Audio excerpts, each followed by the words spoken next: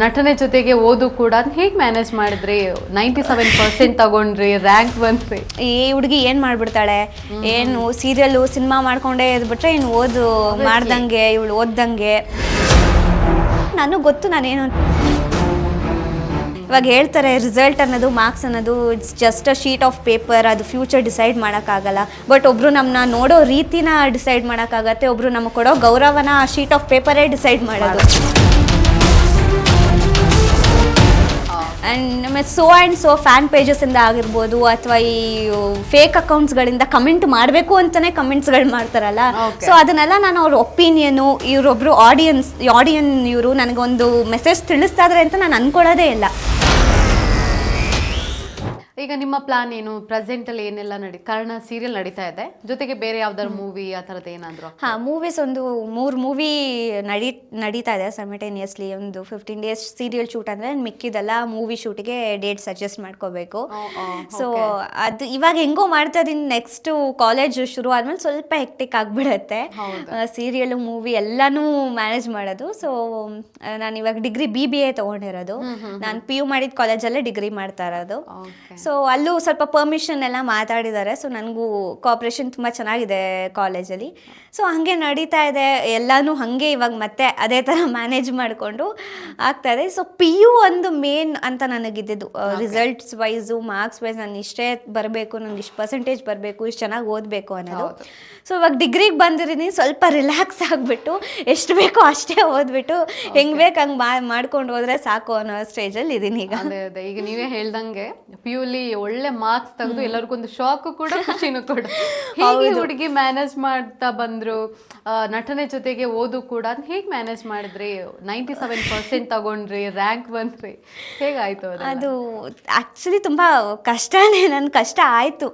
ಅಂದ್ರೆ ಸ್ಟಾರ್ಟಿಂಗ್ ಇಂದನೂ ನಾನು ಇದು ಈ ಹುಡುಗಿ ಏನು ಮಾಡ್ಬಿಡ್ತಾಳೆ, ಏನು ಸೀರಿಯಲ್ಲು ಸಿನಿಮಾ ಮಾಡ್ಕೊಂಡೇ ಇದ್ಬಿಟ್ರೆ ಇನ್ನು ಓದು ಮಾಡ್ದಂಗೆ ಇವಳು ಓದ್ದಂಗೆ ಅನ್ನೋ ತುಂಬ ಕಮೆಂಟ್ಸ್ಗಳು ಕೇಳ್ಬಿಟ್ಟಿದೆ. ಬಟ್ ನನಗೆ ಗೊತ್ತು ನಾನೇನು ಅಂತ, ನಾನು ಚೆನ್ನಾಗೇ ಓದ್ತೀನಿ.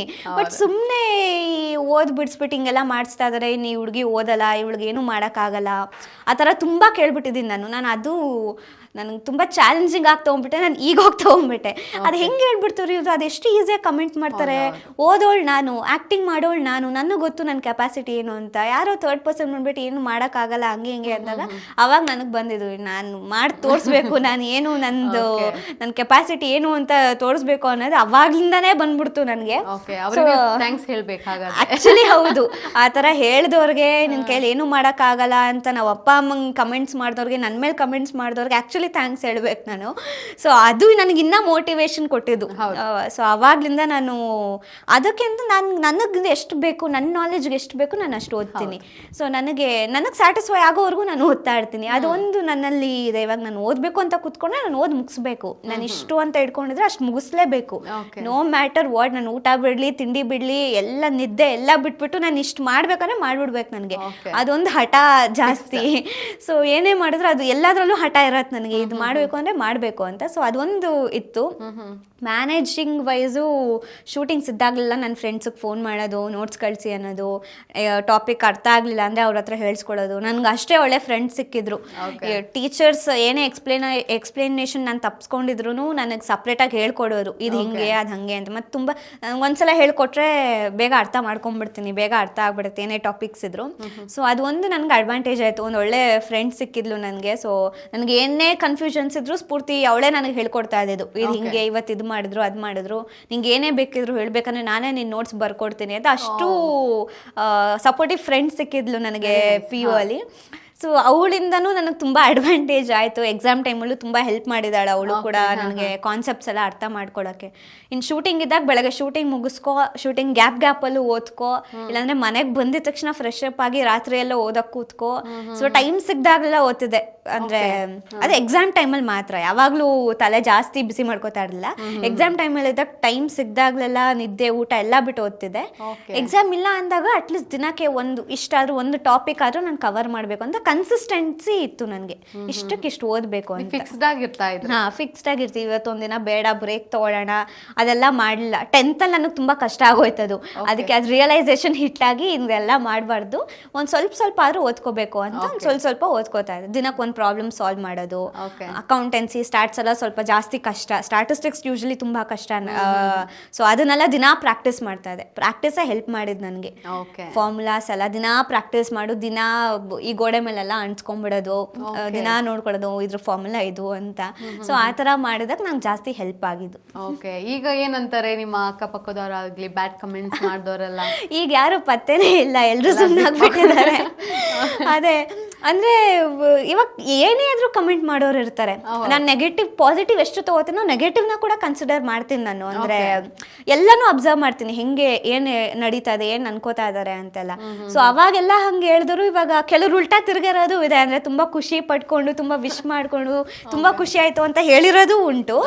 ಸೊ ಅದ್ರ ಬಗ್ಗೆ ಆಕ್ಚುಲಿ ಖುಷಿ ಇದೆ. ಅಂದ್ರೆ ಹಿಂಗಿದ್ದವ್ರು ಹಿಂಗ ಆಗೋದ್ರಲ್ಲ, ಒಂದೇ ಒಂದು ರಿಸಲ್ಟ್ ಇಂದ, ಒಂದೇ ಒಂದು ಇದ್ರಿಂದ ಹಂಗೆ ಚೇಂಜ್. ಅಂದ್ರೆ ನನ್ಗೆ ಅವಾಗ ಖುಷಿ ಅನ್ನೋದಕ್ಕಿಂತ ಒಂದು ರಿಸಲ್ಟಿಂದ ಒಬ್ರನ್ನ ಅಳಿತಾರಲ್ಲ ಅಂತ ಅನ್ಸ್ಬಿಡತ್ತೆ. ಅಂದರೆ ಆ ಡ್ರಾಸ್ಟಿಕ್ ಚೇಂಜ್ ನಾನು ಎಕ್ಸ್ಪೆಕ್ಟ್ ಮಾಡಲಿಲ್ಲ. ಮುಂಚೆಯಿಂದನೂ ಅವ್ರು ಹಂಗೆ ಸಪೋರ್ಟಿವ್ ಆಗಿದ್ರೆ ಖುಷಿ ಇರುತ್ತೆ.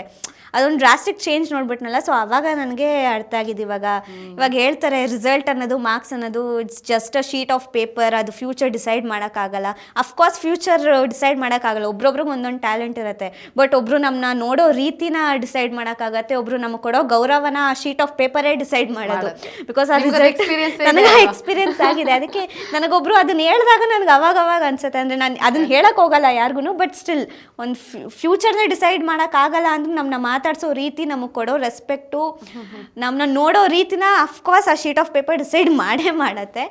ಸೊ ಅದಕ್ಕೆ ನಾನು ಅಷ್ಟು ಶ್ರಮ ಹಾಕಿ ನಾನು ಇಷ್ಟು ಬರಲೇಬೇಕು ಅಂತ ಅಷ್ಟು ಕಾನ್ಸಂಟ್ರೇಟ್ ಮಾಡಿ ಯಾವುದೇ ಕ್ಲಾಸಸ್ನು ಮಿಸ್ ಮಾಡಿದೆ, ಅಷ್ಟು ಚೆನ್ನಾಗಿ ಓದ್ಕೊಂಡು ನನಗೆ ಎಷ್ಟೇ ಹೆಕ್ಟಿಕ್ ಆದರೂ ಪರವಾಗಿಲ್ಲ, ನಾನು ಒಳ್ಳೆ ಎಜುಕೇಷನ್ ವೈಸ್ ನಾನು ಯಾವತ್ತೂ ಕಾಂಪ್ರಮೈಸ್ ಆಗಲಿಲ್ಲ. ಬಿಕಾಸ್ ಲಾಸ್ಟಲ್ಲಿ ನನ್ನ ಕಾಪಾಡೋದೇ ಅದು. ನನ್ನ ಕಾಲ ಮೇಲೆ ನಾನು ನಿಂತ್ಕೋಬೇಕು ಅಂದರೆ ಯಾವುದು ಫ್ಲಕ್ಚುಯೇಷನ್ಸ್ ಇಲ್ಲದೆ ನನ್ನ ಕಾಪಾಡೋದು ಎಜುಕೇಷನ್ನೇ. ಸೊ ಅದರಲ್ಲಿ ನಾನು ಕಾಂಪ್ರಮೈಸ್ ಆಗದೆ ಅಷ್ಟು ಎಫರ್ಟ್ಸ್ ಹಾಕಿದ್ದಕ್ಕೆ ಇಷ್ಟು ಒಳ್ಳೆ ರಿಸಲ್ಟ್ಸ್ ಬಂದಿದ್ದು. ಸೊ ಅದ್ರ ಬಗ್ಗೆ ಖುಷಿ ಇದೆ. ಓಕೆ, ಅದೇ ಈಗ ನೋಡೋದಾದ್ರೆ ಈಗ ನಟನೆ ನೀವು ಬಂದ್ಮೇಲೆ ನಿಮ್ಗೊಂದು ಬಂದಂತಹ ಬೆಸ್ಟ್ ಕಮೆಂಟ್, ಬ್ಯಾಡ್ ಕಮೆಂಟ್ ಎರಡನ್ನೂ ಹೇಳೋದಾದ್ರೆ?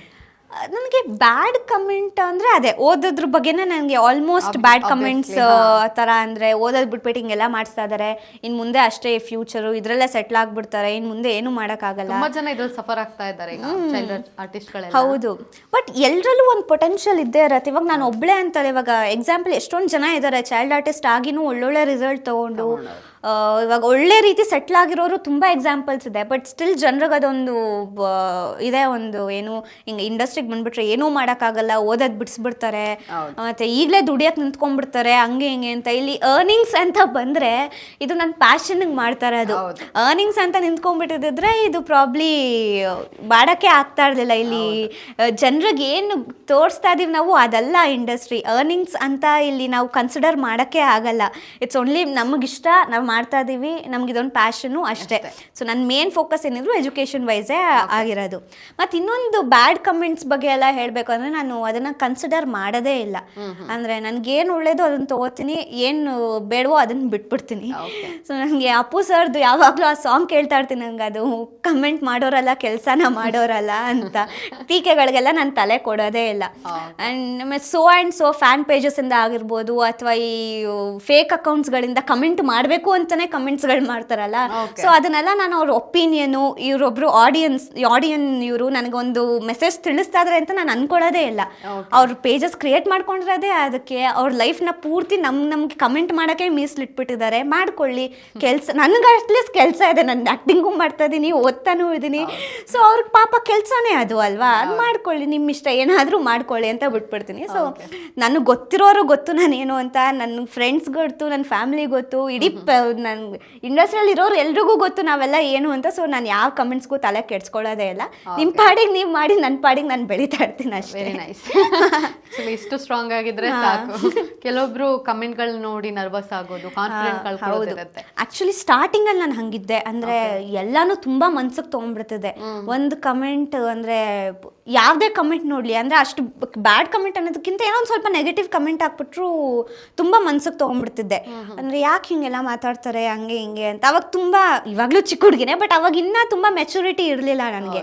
ಅಂದರೆ ಇಷ್ಟು ಚಿಕ್ಕ ಹುಡುಗಿ ಅಂದರೆ ಏಜ್ನು ನೋಡಿದೆ, ಇಷ್ಟು ಈ ಥರ ಮಕ್ಳ ಮೇಲೆಲ್ಲ ಹಿಂಗೆ ಕಮೆಂಟ್ ಮಾಡ್ತಾರಲ್ಲ ಅನ್ನೋದೆಲ್ಲ ಆವಾಗಲಿಂದ ನೋಡಿದ್ನಲ್ಲ. ಆಮೇಲೆ ನನಗೆ ಅರ್ಥ ಆಗಿದ್ದು, ಒಂದು ಸ್ವಲ್ಪ ಜನರನ್ನೆಲ್ಲ ನೋಡಾದ್ಮೇಲೆ ಸೋಷಿಯಲ್ ಮೀಡಿಯಾ ಎಲ್ಲ ಹೆಂಗೆ ವರ್ಕ್ ಆಗುತ್ತೆ ಏನು ಅಂತೆಲ್ಲ ನಂಗೆ ಸ್ವಲ್ಪ ಬುದ್ಧಿ ಬಂದಮೇಲೆ ಅರ್ಥ ಆದಮೇಲೆ ನಾನು ಅದನ್ನೆಲ್ಲ ತಲೆಗೆ ಹಾಕೊಳ್ಳೋದು. ನೀವು ಏನಾದರೂ ಮಾತಾಡ್ಕೊಳ್ಳಿ, ಈ ಕಿವಿಯಿಂದ ಈ ಕೇಳಿಸ್ಕೊಂಡು ಇಲ್ಲಿ ಬಿಡೋಕ್ಕಿಂತ ನಾನು ಈ ಕಿವಿಗೆ ಹಾಕೊಳ್ಳೋದೇ ಇಲ್ಲ ಅದನ್ನು.